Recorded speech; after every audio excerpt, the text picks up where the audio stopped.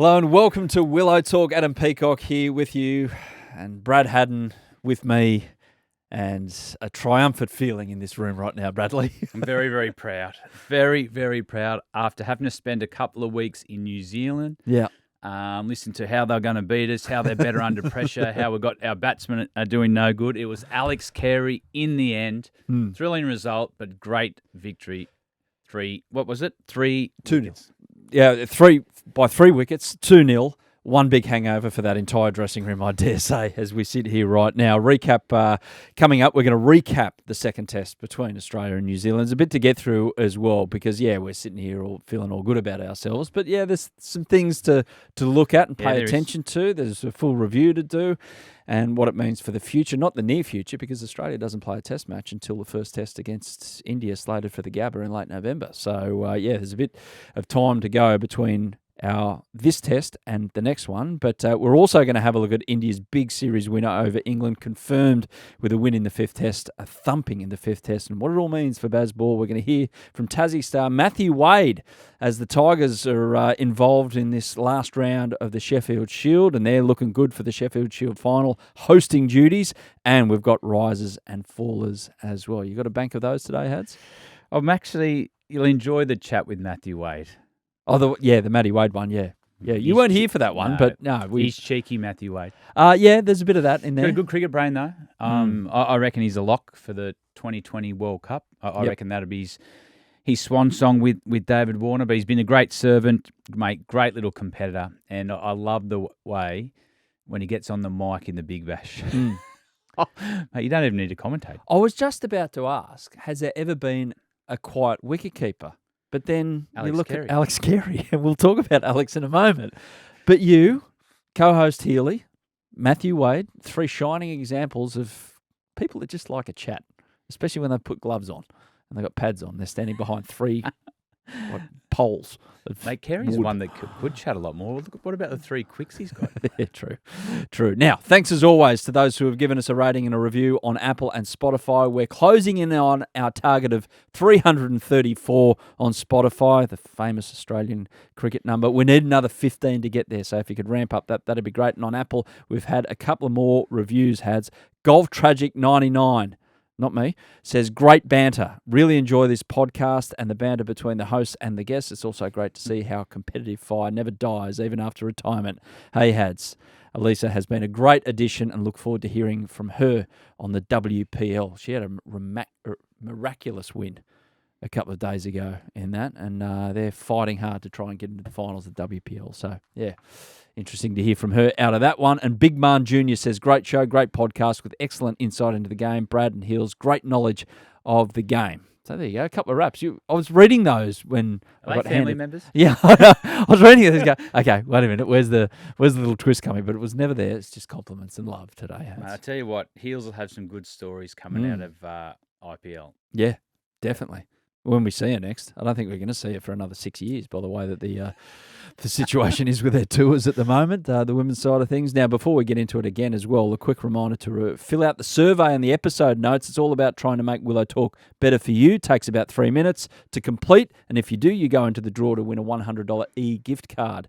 The survey closes on Sunday night, so get in while you can. Had a lot of requests to get Matthew Haddin on, so we did last week, and man, that Shane Warne story, still, every time I think of it, I start laughing, still. Well, Haydos was in 5 form, and that's what the audience wanted. They wanted Matthew Haddin, but the story he told about Shane Warne, it's one of those when you're in the car by yourself, and then you start to go through what he said, and you're laughing. Someone's looking at you going, mate, this guy's he's not normal. So, mate, Haydos was on fire as normal. It was great. So go back and have a listen to that if you haven't already. But right now, we're going to talk about Australian cricketing glory over there in Christchurch. A 3-wicket win started the last day, what turned out to be the last day because the game was moving so rapidly at 4 for 77, needing 202 to win. Lost head early. Marsh and Carey combined for 140. Marsh out for 80 when he was given out LB. New Zealand he reviewed. It was nicking the outside coat of varnish on the stump or outside sticker. But anyway, Carey steadied with Captain Pat. 32 not out for Pat. 98 not out for Carey. The only thing that you can say about the ending there was it would have been nice for Alex to hit the winning runs to bring up the century, but who cares? A huge win. A huge win. Even though Hads, it looked like for a long period of time Australia was going to win the test and expected to win the test, what's it like when it becomes a bit difficult and you come out the other side with the win? Well, I tell you what, this is the last test of the summer. It's been a long, drawn-out process since the World Cup. They played a lot of cricket. And to me, everyone looked a bit tired actually going in the last couple of days. And that probably reflected on our batting when we're 4 for 77. But coming into the last day today, 202 to win, 6 wickets in hand. The way Mitch Marsh played, Alex Carey, mate, I could not be happier for him. The way he fought today, he wasn't in great form at the start. He hung in there, and he was there to get the job done. It was a great win, 2-0. New Zealand, once again, that was odd, their tactics today. In what way? Well, if you look at the partnership between Cummo and Carey, they went to run a ball 60. So they were allowing Cummo to get off strike to their good balls. Say Brendan McCullum captain New Zealand team. He'd have the pressure on Pat, make him make decisions to hit through, get a bit of claustrophobic about their play, but they just allowed him to get in. And with that wicket, once you got in, the ball didn't do too much. You could trust your defence.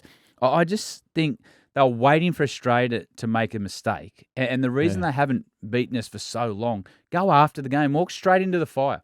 If you lose, so be it. You're going to lose anyway normally. Yeah. And it just looked to me they're waiting for Australia to make a mistake. With that wicket, so how confident would have Australia been, even though it looked dicey overnight at 4 for 77 before the last day? Because the wicket, like you saw us, New Zealand's second innings, it was new ball wickets, second new ball wickets mainly for the 10 that were taken. So would Australia have been not overly confident because they've lost 4 of their top 6, but okay with the situation given they knew that the surface wasn't going to just it wasn't landmines all over down the track? Yeah, what they would have spoke about is, listen, we knew it was going to be hard with the new ball. We've seen that right throughout the test match. New Zealand had their tail up.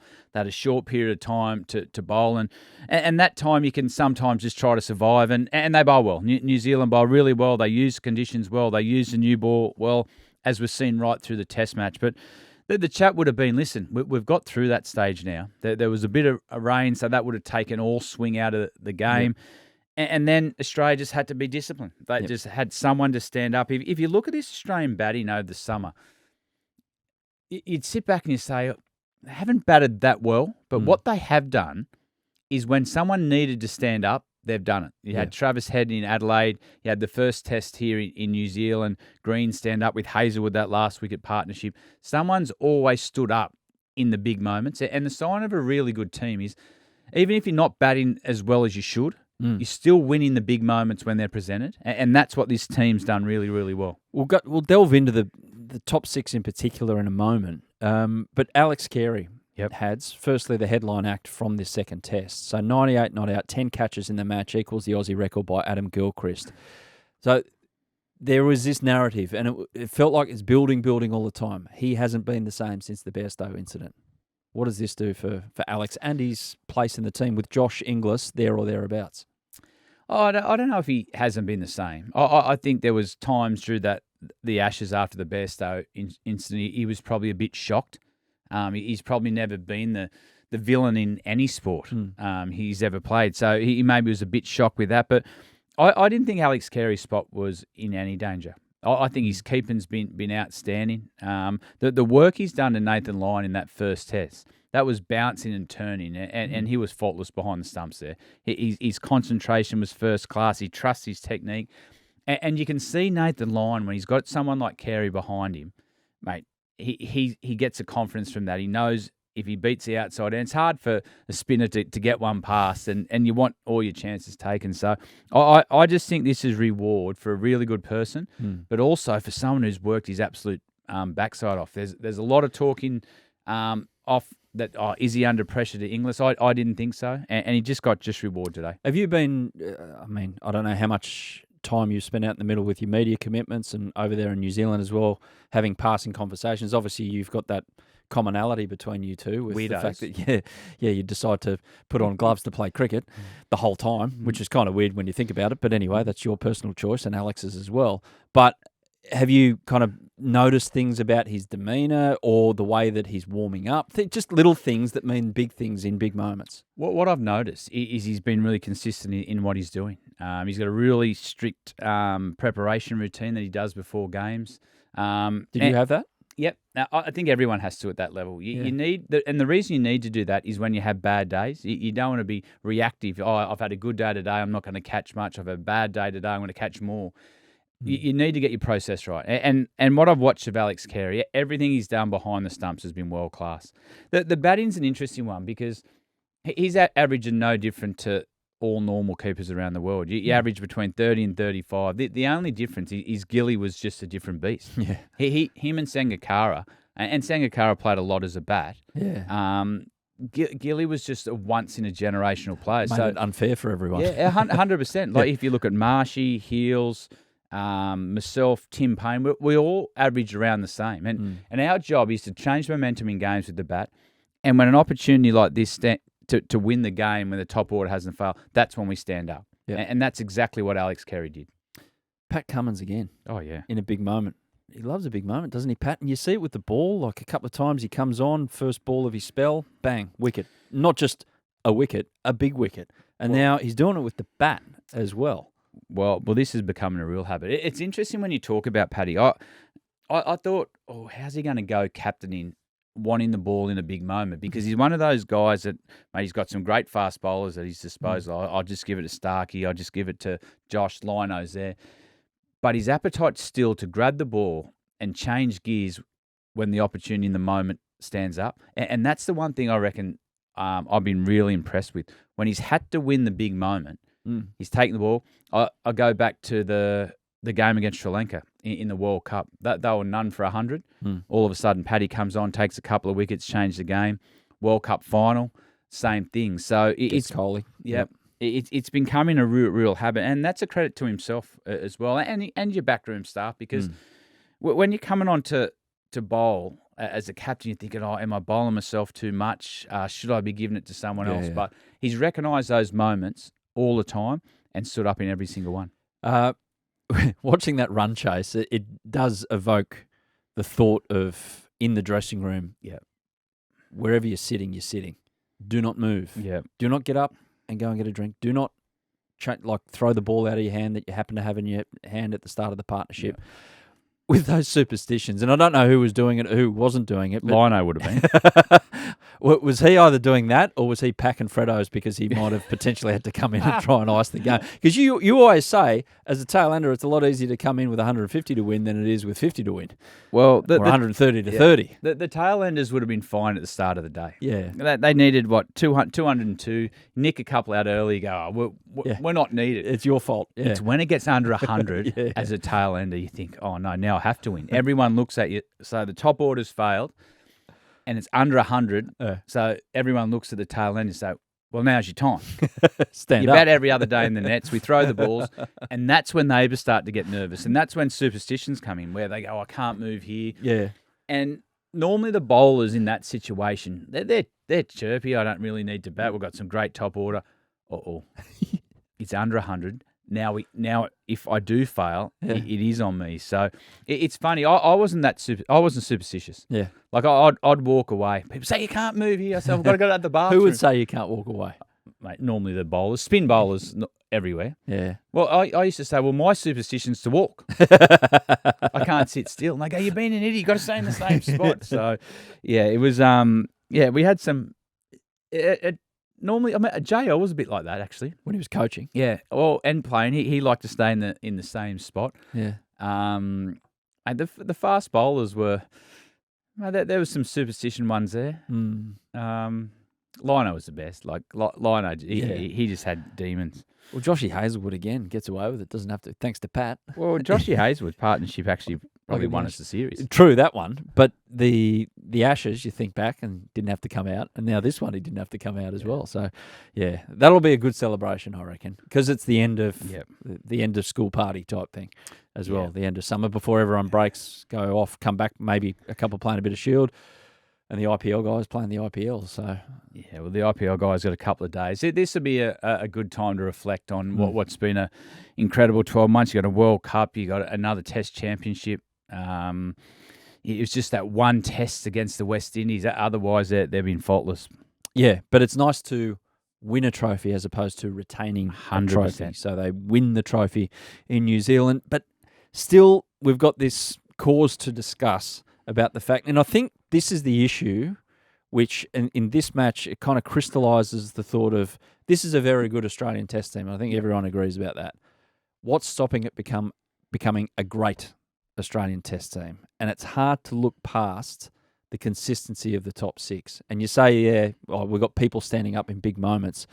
But we'd like the fact, and I'm sure the bowlers would like this as well, because they're doing their part, taking the 20 wickets more often than not, of big partnerships inside that top six consistently, and it's not happening. What do you see, Hads?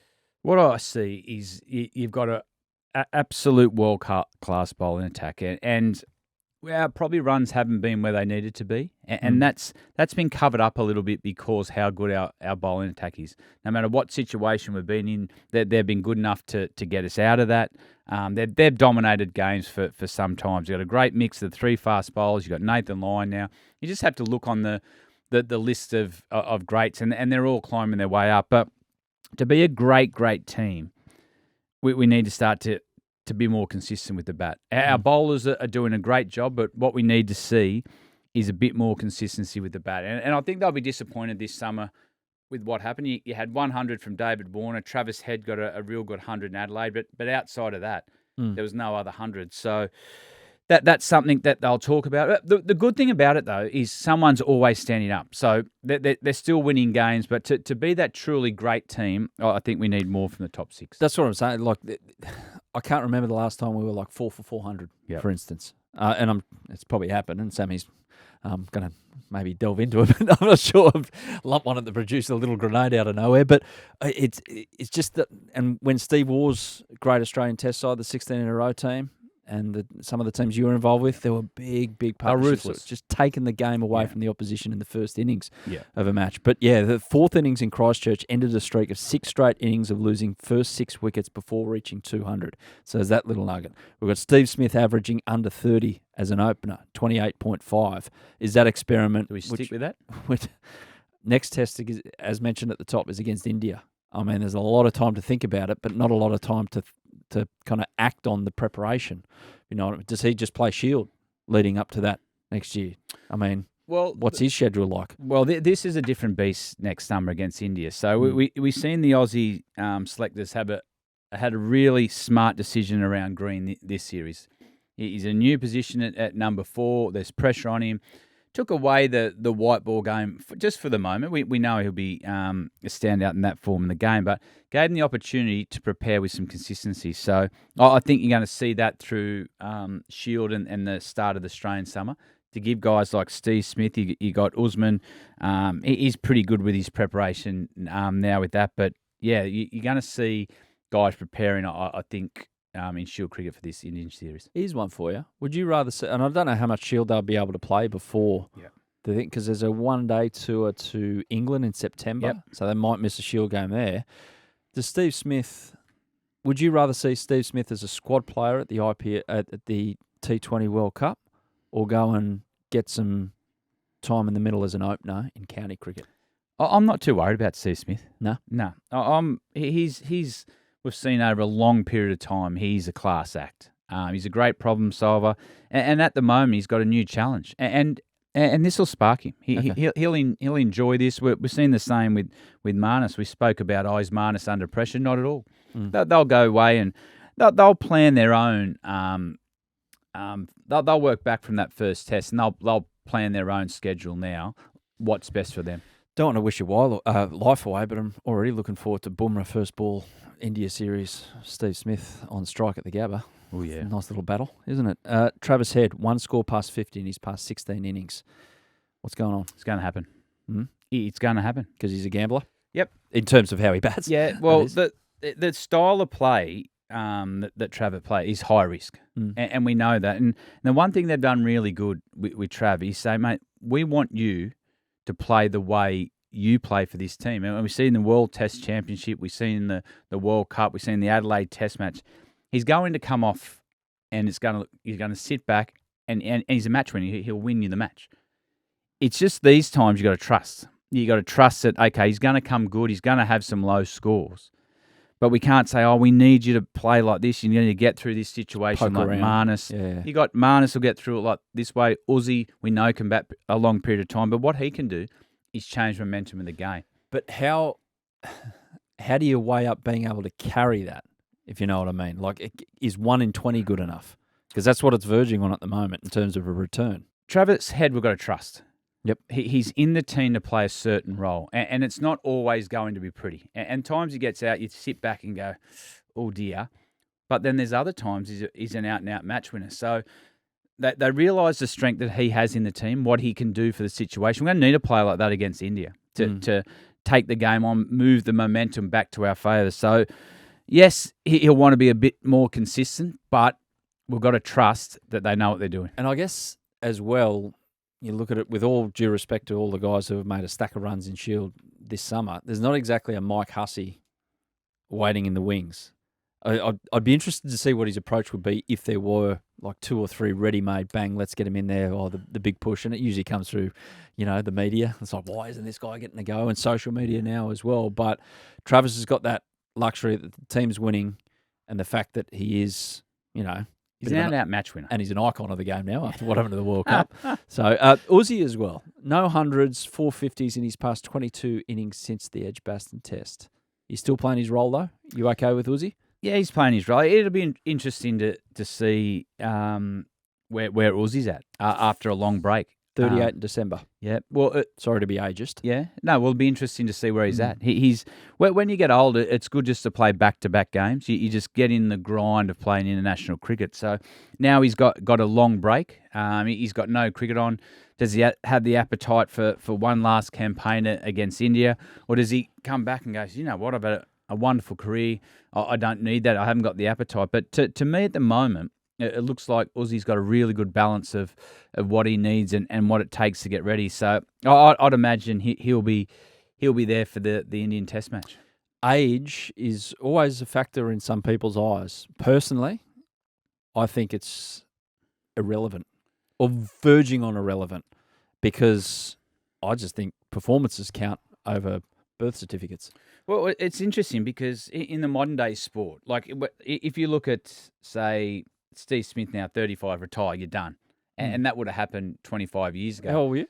37. Yeah. I didn't make my test debut to 30. Yeah. But with all the modern technology, the way the players look after... Very late. In more ways than one, Bradley. And not a bad plate in front of me.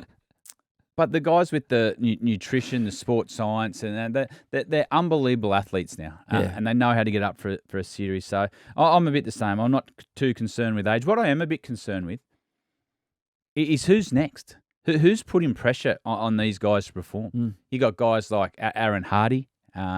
He's shown some promise, but I'd like, we know Cameron Bancroft, he's the one player putting up big numbers. I'd like to see a couple more start to have that 1,000-run year. I remember playing for New South Wales and trying to get into the international team, and you had Bevo in there getting 1,000 runs. You had Simon Kadich, and they'll just get 100 after 100 after 100, and that's what I want to see. I want to see someone put some pressure on this top order. It's difficult now, though. It's a bit different now, obviously, because of the way the summer's structured. Why? Because you've got 2 Sheffield Shield seasons. You got one in early summer and one in late summer, and you got this massive black hole in the middle where it's all BBL and white ball, which is fine. Yeah, it funds Australian cricket. Yeah. It's not going to change. Yeah. All I'm saying is that at the start of summer, you're not going to see guys that they get 3 games, maybe 4 games in Shield. Well, there's 500 runs. That's enough. Well, get 500 runs. 500's your target. Then you still. I tell you the one thing they're still doing. Yeah. No matter where they're still playing 10 games. Yeah, okay. So when you get the opportunity, get a bloody big 100. Fair enough. I do wonder with the generation change coming with this men's test team for Australia, if it's going to be like what we've seen at the top of tennis. It's that the top guys were so good for a long period of time. It skipped 2 generations. And are we looking at maybe guys who are 21, 22 right now, who are just emerging onto the Shield scene, that are going to, burst onto the scene, get their technique right, work on their weaknesses, and they're the ones at 24, 25 coming into the Test team. Well, the one thing is, I'm looking at Fraser McGirt. Yeah. I'm looking at Ollie Davies. I'm looking at or Lance Morris if he stays fit. Those kind of guys. Well, the one thing they can do, and Morris did it when he went back. He took fifers. Ollie Davies is starting to build a bit of a reputation. He's got a couple of hundreds this year. I'd like to see him up the order. But they just got to put some numbers up. Yep. If you look at this batting lineup, you look at Smith's age, you look at Usman, mate, they've got the spot as long as they need, because no one's actually putting any pressure on them to come through. And that's a dangerous place to be, in my opinion. Yeah. Because you're relying on these guys just being who they are. Yep. And eventually they decide one day, I don't want to do it anymore, or their form dictates that they can't do it anymore. Anyway, speaking of form, England. The India series panned out how I thought at some stage there that they were going to get beaten by an innings and 800, but it turned out to be an innings and 64, a great disparity between the two sides, and the further it went, the further the gap between the two sides became apparent. Brendan McCullum, when you're exposed the way we have been in the back end of the series in particular, it does require some pretty deep thinking and some adjustment to make sure we're staying true to what we believe in. They probably outplayed us at the style of cricket that we want to play and made us start to retreat a little bit. So that's something we will have to change. Not sure what he's going to change. The fact that the fact that the opposition was allowed to play their style, or their style in the first place, is the thing that needs changing. I think the former, not the latter. Yeah, well, what India did after that first test, where it was a great win by England, they got England to second-guess their style. And we've seen that as the series went on. England started to second-guess their style. There's a lot of talk about the way they want to play. They had to answer a lot of questions. And by the back end, and what Brendan McCullum's saying there, and he's always been really clear on, no, this is the way we're going to play. I'll stick by you. But this is a style we're going to play, because I think this will be successful long periods. And the one thing India did really, really well, and it's hard to win there. We've all been there and been dominated, and we have all great plans as we walk through, the ground, and we all walk out with a tail between our legs. So 17 test series in a row says something. Well, and I think what he's trying to say there is we just second-guess our style a little bit, and that's not from me. I haven't changed my wording. It's just the pressure of Test cricket, and that's not just on the field. It's the media and everything that comes around performance, and that's what I think Brendan McCullum will be most disappointed about. So the Joe Root discussion mid-series about how he was playing and how he was going about it, that ridiculous dismissal. It's interesting, there was an article done in the Times that looked at England's run rate before that. It was in the mid-fours, and below that it nearly dropped nearly a run after that discussion. And Joe Root copped it, because it was like he was like a middle-aged bloke being accused of, what the hell are you doing wearing those skinny jeans? Wear chinos, Joe. That's you. That's you. Don't wear something that the kids are wearing down the skate park, brother. Just get back to who you are. And he kind of did, but it didn't change anything, really, did it? I mean, Joe Root went out that next knock after copping all that criticism, played like traditional Joe Root, got a ton, but it didn't change anything in terms of the result. So that's the confusion that they find themselves in a bit, England, with their style and what they want it to be and what they want it to look like. Yeah, well... Or is it India? Because it's India away, doesn't matter. India can do that to you. You can go over there with the world's best plans. We're going to play 3 fast bowls, we're going to use reverse, and by the second test, you've got 1 quick and 3 spinners. Opening the bowling. It can make you second guess what your strengths are. And that's what Brendan McCullum's trying to do. I thought Joe Root, the reason he got so much talk about in that first 3 test matches, he was giving oppositions a chance. Yeah. He's too good a player. Yeah. We've seen in the 100. He's one of the best players to spin in the world, and we've seen that when he got the 100 in the 3rd test.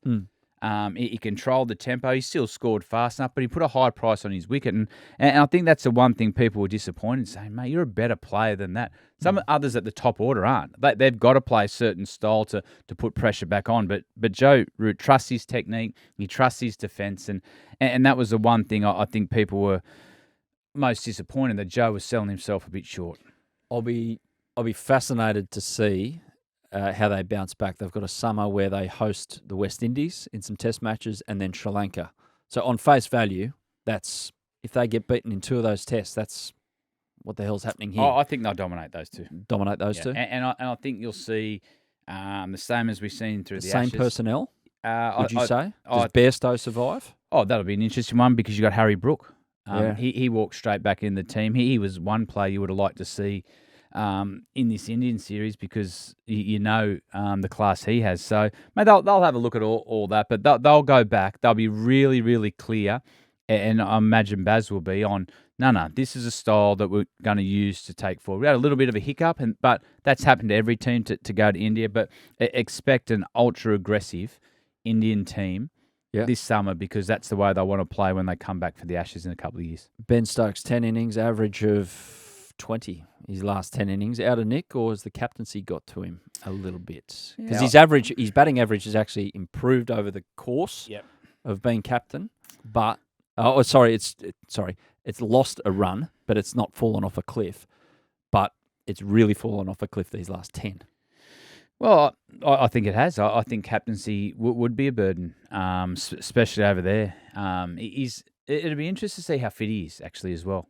Did he start at the bowl again? Well, he bowled in that last test. He got a wicket as soon as he came back on, but I wonder how much that was hindering him with his batting. And that might have been a subconscious thing. He'd been out for some time, but yeah, well, he's got to cop the brunt of what's going on, doesn't he? He's the captain of the team. They've made some really interesting statements about the way they want to play, and he's really clear with them on this is the style we want to play. This is how we are going to be successful. And the last couple of tests, they doubted that. So he's got to find a way to say, okay, why has my messaging changed? Yeah. Was it pressure? Was it just India were too good? So they're the questions they've got to go back and answer now. Yeah. Who you taking, Ben Stokes or Pat Cummins if you were forced to select one? Oh, next. Cummo, easy. As a bat? Oh, under pressure. At the moment. Or you were there at Headingley, weren't you? You'll get reminded of that if you said that in front of an Englishman. Well, we're not saying Ben Stokes is not a good player. Yeah. Mate, he's got a great record against us, but, mate, Aussie Pat. Is James Anderson going to play 200 tests? Mate, I tell you what, he's only got, 13 more to go. It's not as if his body's falling apart, is it? No. He's a freak of an athlete. Well, I don't see a finish line. No. He's He'll have fun in the summer coming for them. Well, especially against Sri Lanka in the West Indies, he'll cause havoc then. It'll be interesting. It was interesting to see he's taken his first wicket to his 700. I think it was 21 years. So yeah, mate, it's people who have finished university in between that time. Mate, he's a remarkable athlete. I can't understand the will to keep warming up, just keep warming up, backing up, time after time. Have you had any good battles with Jimmy Anderson? Great. Bit of chatter out there in the middle. Yeah, he was tough. Like? I remember facing a spell in 2009-10 with Huss at the Gabba. Where Anderson and Broad were on. And I remember talking to David Sackett after the match, and he said, how'd you find that first session? I said, I couldn't score. And they went off, so we didn't lose a wicket, but we couldn't get Anderson and Broad away. And he said when he was chatting to the bowlers, he goes, mate, that was outstanding. It was just that they had the ball swinging early doors. Him and Anderson and Broad together were a tough act. So who was the better at reminding you that you in fact should have hit the ball but you didn't because Anderson played him? Yeah? Yeah. He was more talkative. Yeah. See, I'd get it as Stuart Broad because he's the more gregarious of the two and likes a microphone more. But Jimmy, what did he say? What would he say? Couldn't understand him. His accent was too strong. His northern accent. But it was something starting with F and ending with in. I could not understand the word he said. Fair enough. For India, we've got to mention India. Jaiswal, he was a real find, and obviously his reputation was bubbling along there in India. But this is the breakout: 712 runs at 89, 26 sixes, if you don't mind. How do you reckon he goes out here though on the bouncier decks, mate? It's interesting we talk about the Indian team because they're in a rebuilding phase as well. They've won 4-1 without Kohli. Without Kohli. Cahill Rahul, he didn't play. Bumrah missed the test match. Shami's not there. So they're in a rebuilding phase and still they had to come from behind in the series. So, mate, I think they're building for this 5 tests. This is going to be huge. 5 tests in Australia. They've got some depth now. Mate, even Kuldeep, he was outstanding. The left arm wrist spinner as well. He gave him a Ashwin 26 wickets for the series as well, and he keeps on keeping on. He's probably their number one for these conditions when we see it. I know it's 6 months away. We're going to talk about it a lot, but we're only talking it with recency bias because of the England series. I don't know. Yeah? I don't know. There, like you've got Kuldeep, you've got 19 wickets in 4 matches. If you got Jadeja, do you not play an Ashwin for example? I know it's unheard of, but you might want something different. So 3 quicks and then put Jadeja in as the Jadeja and you got Kuldeep depending on, but Ashwin will be there and thereabouts, and he loves it against us, so he grows. But they're in a rebuilding phase as well, so well led by Rohit Sharma. I've got them as favourites next summer. No way. Why? No. You serious? Yep. Why have you got us as favourites in that? Mate, because it's our home conditions. I think our guys are going to be primed for it. I think it's going to be might be the last time we see a few of our players. And India, what team they're going to bring? Are they going to bring this young team? Are Kohli and Cahill Rahul going to be around? If not, your first tour out to Australia for young batters with the bounce is different.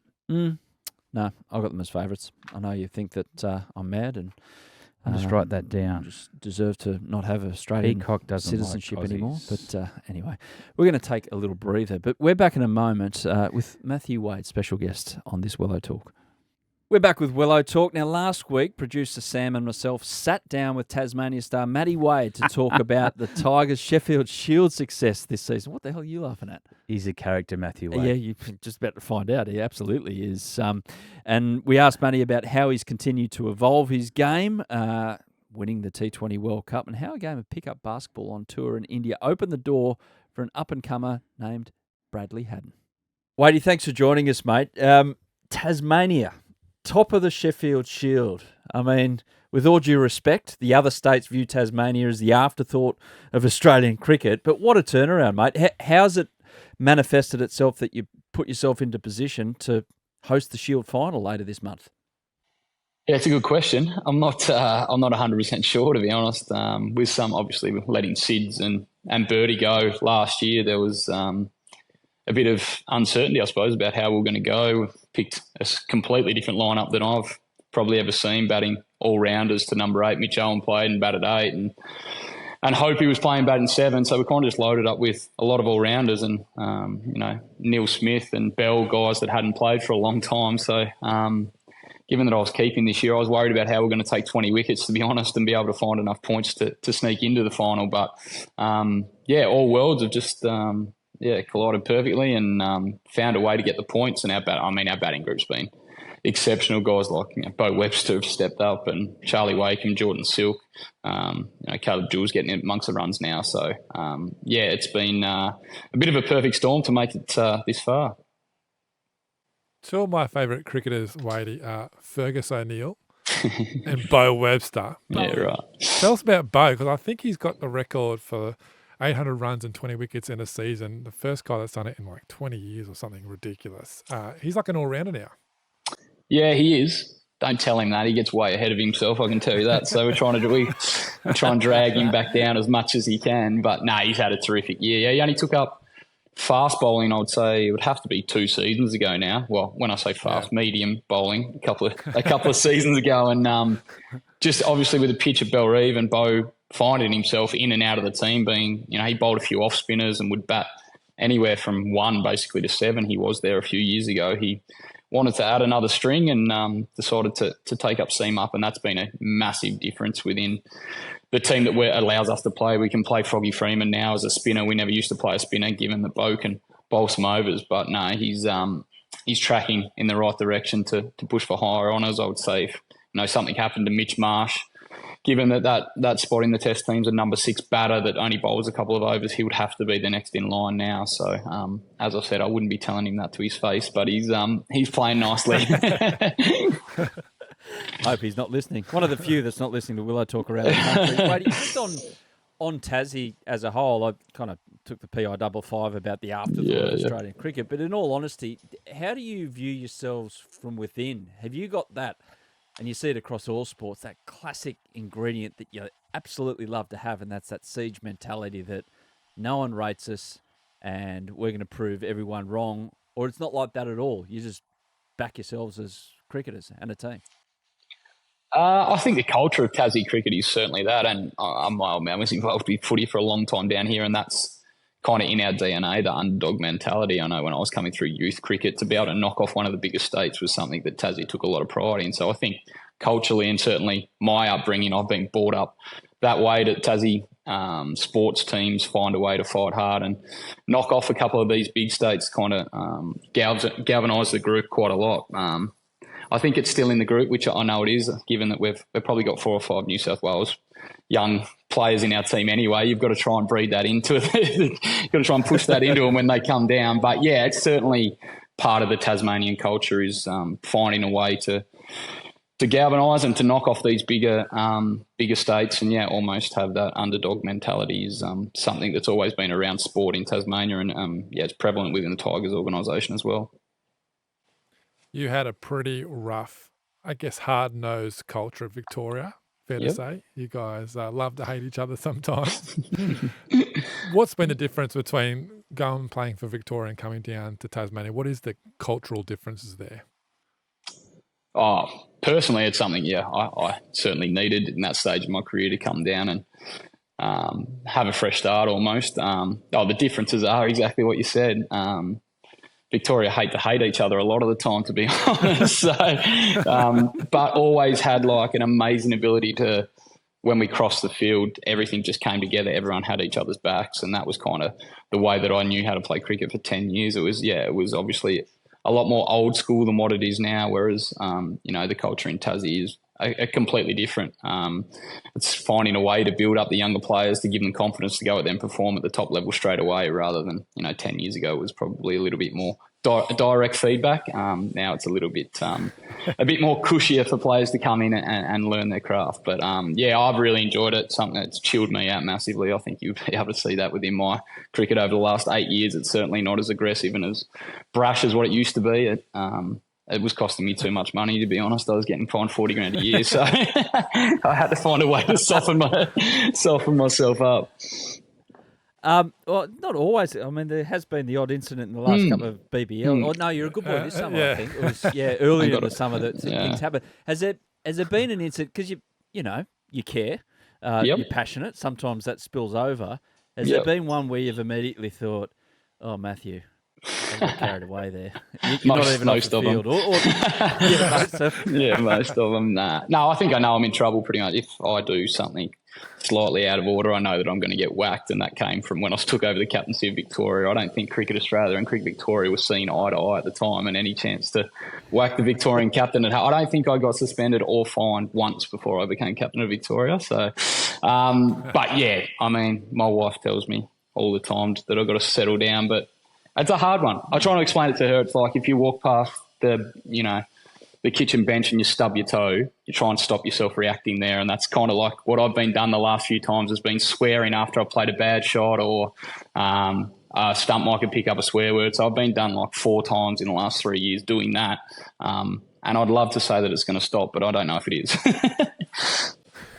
It's harsh, mate, because, I mean, the 12th man made a career out of just swearing, basically, and making swearing sound funny. So you've kind of carried on that tradition, and you've cost yourself a new renovation on the back of the house. But anyway, you're getting had to make some cost cutting around here now. Well, you're a builder, Wader, so you can give yourself own mate rates. Yeah, don't tell everyone that. They think I ran coffees, and that's about it, which is true. One of the great sights of watching you keep, Wadey, is just how filthy you get when you get a bad throw into the stumps. Like, I don't know if there's a keeper who gets filthier with a bad throw, if it's on that awkward half volley length or it's way wide of the stumps. Do the fielders and your teammates, are they aware of it? Do you feel them lift their game by getting the ball in over the stumps? They're probably aware of it. That's probably why they try and do it deliberately, so they can see it blow. I'm pretty good now. When I was younger, it was Yeah, it wasn't good. I used to, when I first started, Darren Berry was assistant coach, and he used to write down on a piece of paper every day if I fumbled one ball coming in from a throw, then he'd have me sit me down and have it on a piece of paper at the end, 14.3, you fumbled that throw in from the boundary. So that was that was how I was initiated into first class cricket. Now I don't really care, to be honest. If it goes past me, then I'll deal with it.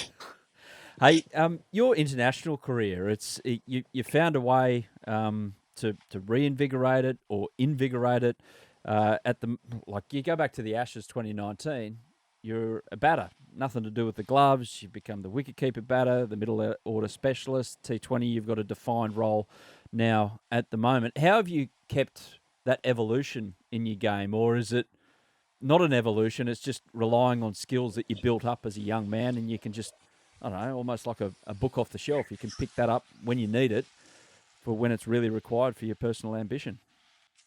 Yeah, I think a lot of it's forced revolution. I've been dropped a lot of those times. I reckon I've been dropped 4 or 5 times from the Australian team. But no, I suppose I've never played first class cricket or domestic cricket to try and push to play for Australia. I've always played, and I think that's playing with Victoria. I've always played to try and win titles and be the best cricketer I can be in that team at that point in time. So I think with all the setbacks being dropped and coming back, I've never really. My number one goal was never to go out there and dominate as an individual and make sure I got my spot back in the test team. I kind of just got back in the grind of trying to win games for whoever I was playing with. So I think that's probably helped me over the journey. And then the last one, before I got back into the test team last time, I really that's the only time I've sat down and kind of worked out what I wanted to do for the rest of my career. As been alluded to, I started doing a trade with one of my best mates, thought I'd probably be done at age around 30, 31, started to look at after cricket.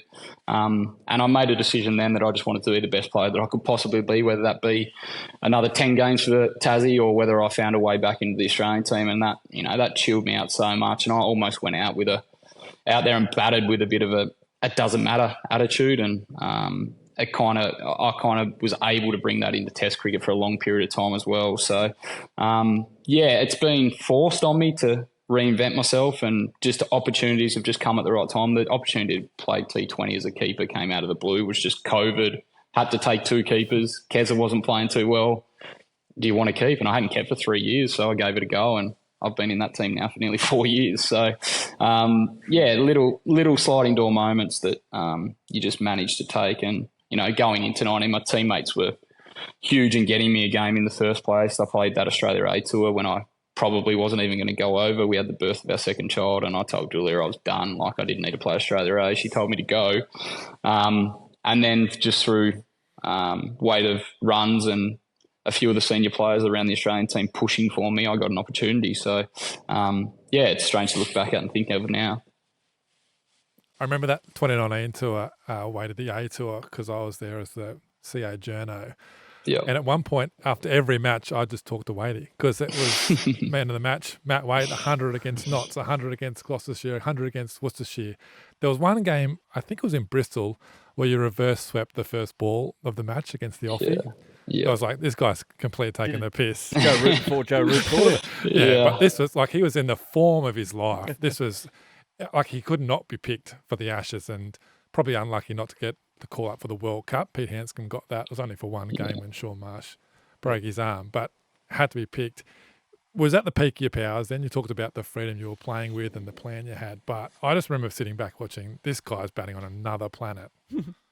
Yeah. It was definitely the peak of my power. I've never batted any better than I had over that 18-month, 2-year period. And that tour in England was, it just all came together.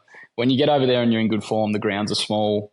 No ground seems big enough that you can really, that's going to worry you. I got called up for the semi-final actually for the World Cup on that tour, and I thought I was going to walk into a semi-final gig against England in a World Cup after not playing for Australia for probably 4 or 5 years. So it was, the game's so easy when it's easy and so hard when it's hard, and I was having one of those runs where everything found the middle of the bat. But I remember writing notes before I went on that tour as well with that same kind of attitude. It's like, excuse my language, but it was just, I remember writing effort. Like, if it doesn't work out, it doesn't work out, but I'm going to go and play. If I hit the first 4 or 5 balls straight up in the air, I don't really care. I know that's how I play my best. And I went over there and, like you said, from ball one, just backed myself, and it came off, thankfully.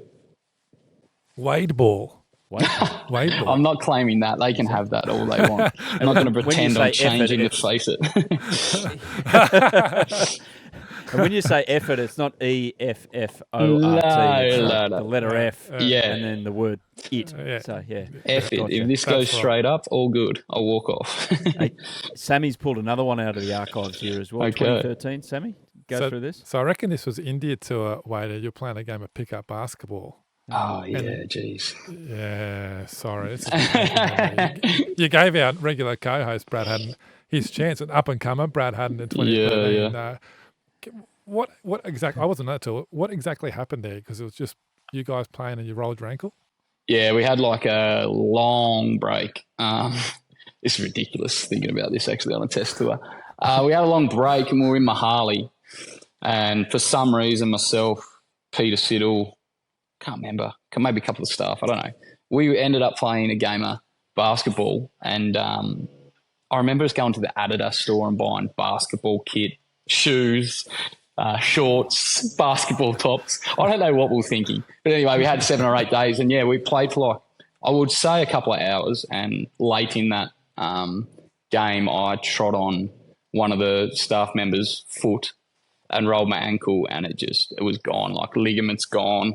Blew up massively straight away.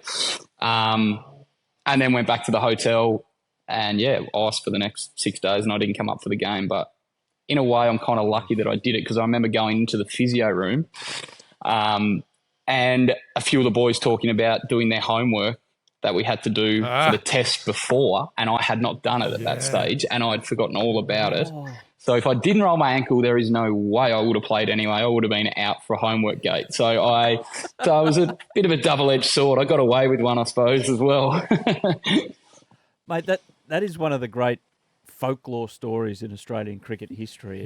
It's 4 blokes, wasn't it, who got wrapped over the knuckles? Watto, Khawaja, Johnson and Pattinson. Yeah, for not doing Mickey Arthur's work that he designated as well. It was a horrible tour because everything was, all the wheels were flying off. What when we say homework, can you just clarify what exactly was? It was just writing down your feelings and how you can maybe improve. It wasn't like you had to write an essay about how the trees were in India. No.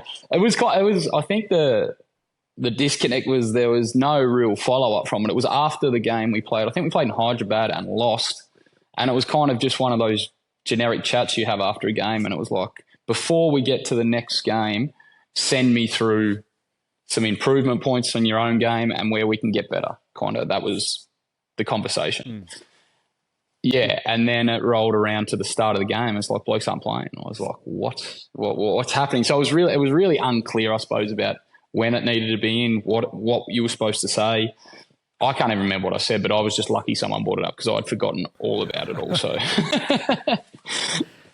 It would have been funny if your one read, I think I can work on my fadeaway jump shot a bit better and maybe not standing on ankles. On my step back, what a wild time. But Brad Haddin, it was you and Hads there, like 2012, and it was Hads. He was still going okay, but he was out of the side, and you were in the side. I mean, he's not here to defend himself, so go your hardest here. Did you dislike him as a rival, but not as a human, just as a rival? Did you hate easily when it came to Hads? And as a human, he wasn't really a rival, to be honest. I went past straight away, but he found. I'm only joking. I came in the team when Hads obviously went out, but then he was me talking how I was playing in 19. I think in like 2013, 14, 15, Hads kind of found his little pocket of where I was at in 19. He was playing way better than I was anyway. I reckon I was only 24 at the time, maybe 23. I'd only just started Test cricket and playing. I was playing all right, but wasn't playing great. Hads was certainly a better player at that stage than what I was. So I knew he was coming for me, and then obviously I rolled my ankle, batted on 2 stinking pitches. He came in on a flat one in Mahali, got some runs, and then the rest is history. Nicely put. And he obviously did his homework. Yeah. You went on the 2013 Ashes tour, right, Wadey? I did, yeah. I got dropped after that. Yeah. So Mahali Hads played, then we went to Delhi on a horrific wicket. I wasn't playing well, so I got dropped after that, yeah. And Hads came in for the the Ashes. Yeah, you're the reserve keeper because I remember Yes. During the test matches you were getting sent off to play like exhibition two games, yeah. with certain account. Yeah. And I remember asking you, what was the pressure like in those games? It would be pretty easy going down there playing against a lesser opposition. But you said it was actually tougher because the expectation was higher. You're this sort of international pro that's come down. Yeah. And you have to perform. What is it like playing in those games? Yeah, it was hard. Me and Philip Hughes got sent back a couple of times to play in Australia. We played in an Australia A game, I think, one of them to come like halfway through the game, come back and try and get a hit. We both got no runs. But yeah, it's when you're on an Ashes tour, it's actually, as the spare, it is difficult to know whether you're playing well or if your game's not in good order to get it in good order. You just don't get any real matches. So they were trying to get us matches as much as we could. But I was in bad keeping touch. My technique had gone. I was doing a drill for a long time off like a foam bat, which made me, I don't know, Hads would be able to explain it as well. I was doing like a split step, like a fielder, which made everything feel really fast. I couldn't really catch too many left or right. So I was in horrible form at the time. I didn't really need to be playing. I was better off not playing. So after that tour, I played the one-dayers and didn't play well, and Buff had just taken over. And I was out of the team then for another 12 months, which is something that I needed. I went back, played first-class cricket. It took me about 3 or 6 months to get my keeping technique back to where I could actually move and catch the ball again. So, yeah, it was a tough tour, that one for me. Well, I mean, the catching, with or without wicketkeeper pads on, I don't know if you saw it last week, Sammy. Yeah. Old mate here. Not bad. Gully. Hey, look at that grab. I was trying to get out of there. Your best. I took that, yeah. I dropped one in the second, so now I'm 50-50. I got myself out of there in the second innings. It was fine. Yeah, it was one of those ones. Put that one up on social media. No, I'm sure they didn't. Got lucky. Pete, most unlucky cricketer in Australia for me to hang on to that. But anyway. Hey, the white ball stuff, the World Cup celebrations. So Adam Zampa and in particular Travis Head, the modern-day Boonie, have become the focal point of those celebrations. But there's a couple of great photos of you wearing ski goggles. So it's the American-style celebration in the change room. How was that time? Yeah. Looking back on it, it's a few months removed now. It just looked like a bunch of good mates going through one of the great moments together, and you're going to look back on it for a very long time. Yeah, that World Cup was something I'll never forget. I think it made it so much better that it was a COVID World Cup as well, and that we're staying in the one hotel. Literally, the only thing you could do was go and play golf, and the rest of the time you're at the hotel together. So, we were a really tight group at that stage, and we weren't playing great cricket going into that World Cup. We were probably. Everyone thought that we wouldn't get through the pool stages, and at some stages it didn't look like we were going to get through it, but everything came together at the right time. I'd just gone down to bat 7. Stoyne just went down to bat 6. We kind of just started to get it all together at the right time. But yeah, the celebrations were fun. That's just a stitch up from Zamps. Zamps has popped out the lens on my goggles and then decided to take photos, and then that goes viral. So that photo and the photo of Hetty seem to pop up consistently over whenever someone wins a title. It's one of the great photos. They're good at it. It is. You got to be remembered for something. Better that than anything else. 100%. And that World Cup, we were gone sometimes in the group stages, but the semi-final, Wadey, and you pull out one of the great innings, Mike Hussey-esque, when he did it in the Windies 2010, I think, or 2012, sometime back then. Is that your best international knock? Where do you rank that one?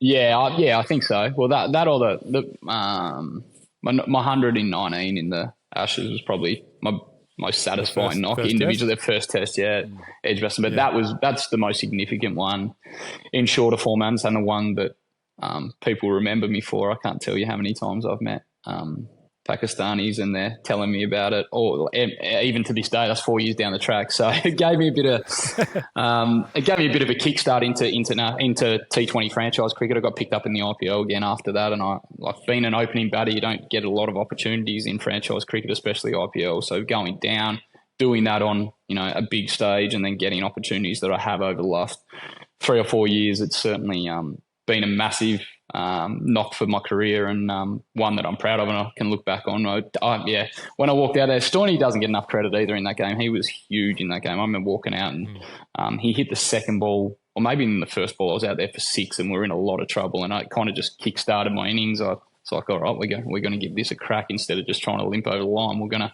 go out swinging, and memorable couple of games. Mitch, obviously, in the final as well was crazy. That was when he got hit on the foot first ball. That crowd was as loud as I've ever played in front of it. And it was cool looking back on. This T20 World Cup coming up, it's one of difference. Or you look at the fixture list and you go, USA, Canada first up.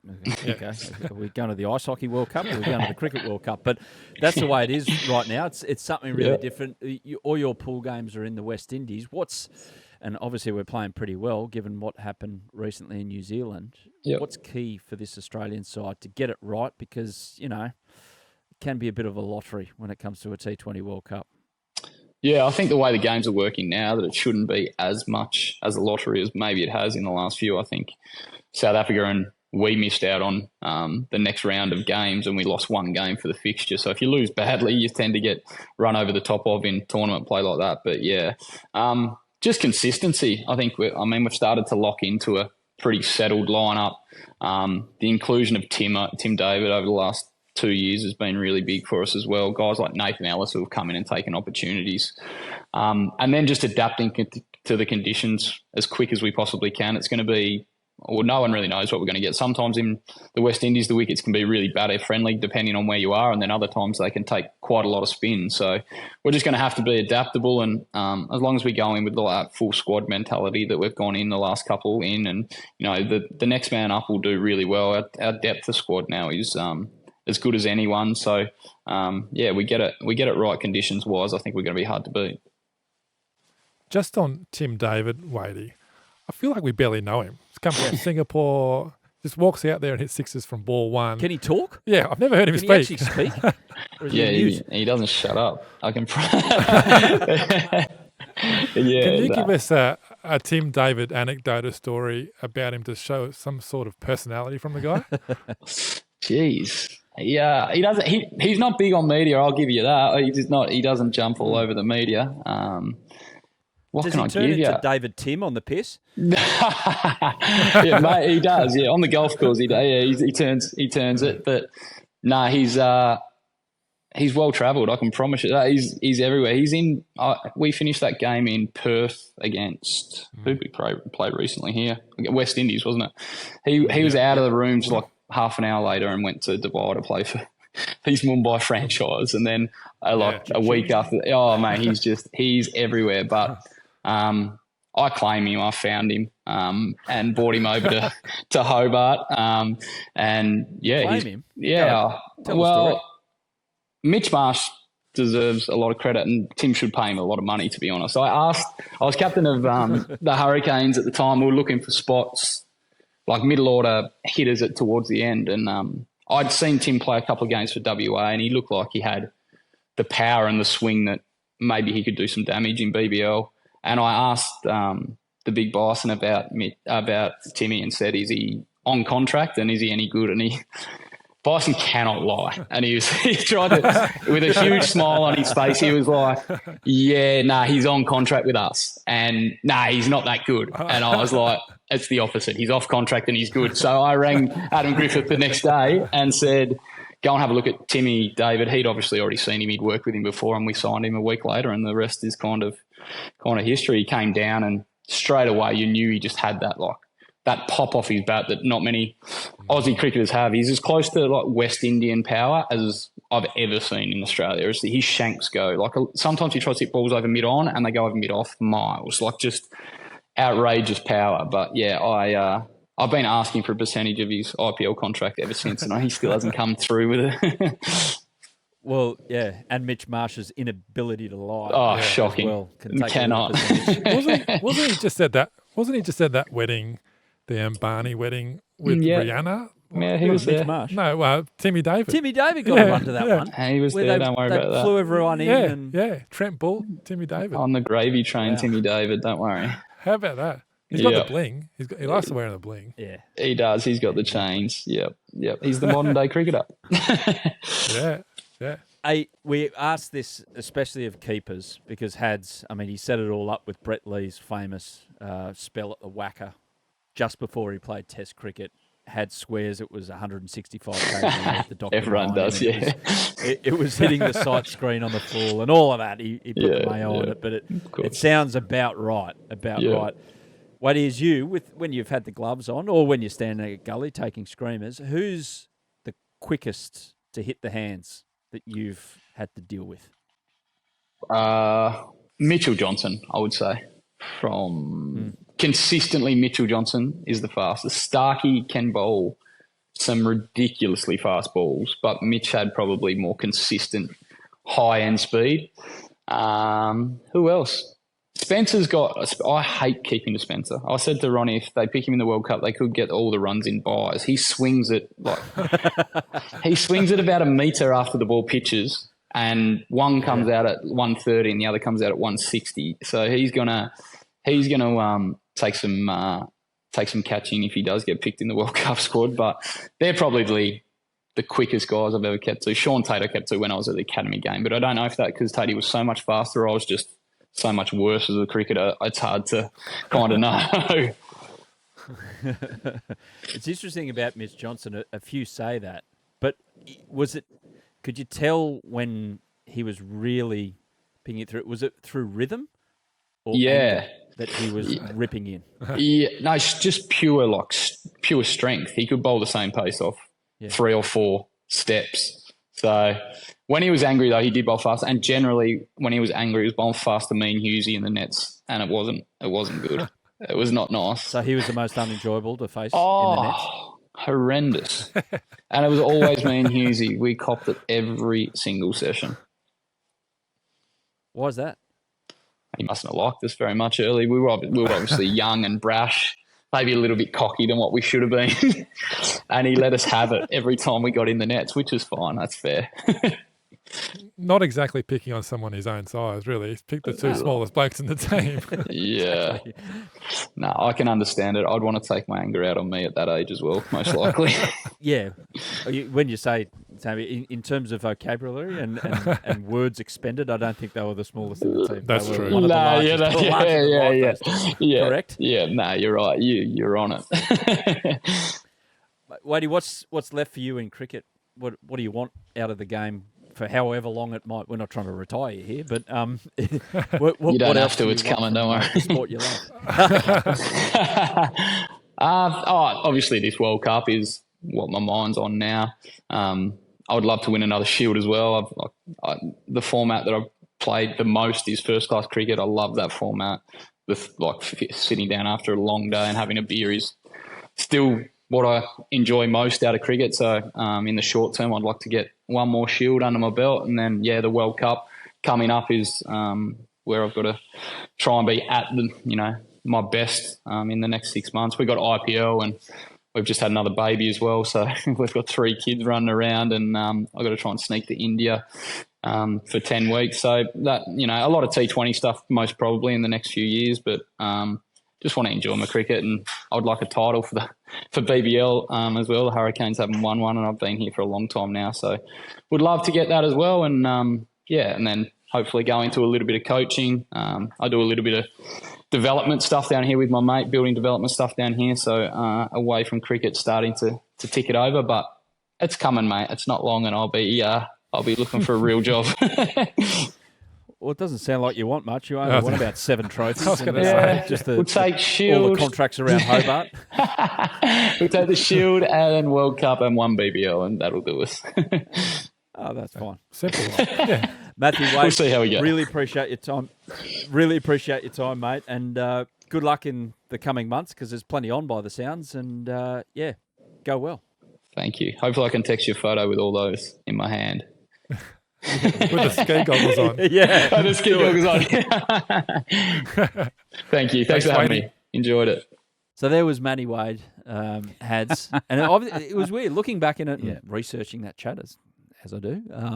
It was over 10 years ago, but it was you and him vying for it. You trying to get back in the side, and he was there, but he was the young up-and-comer.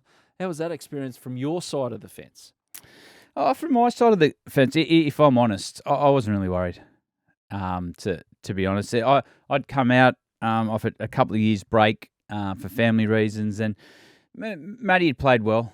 He'd had some good knocks in the West Indies, got 100 there. But I was in a headspace where, you know what, if New South Wales is all I'm going to get, Okay. I'm comfortable with that. But I'm going to put some pressure on him. I'm pretty comfortable where my game's at, and I didn't think I was not going to play for Australia again.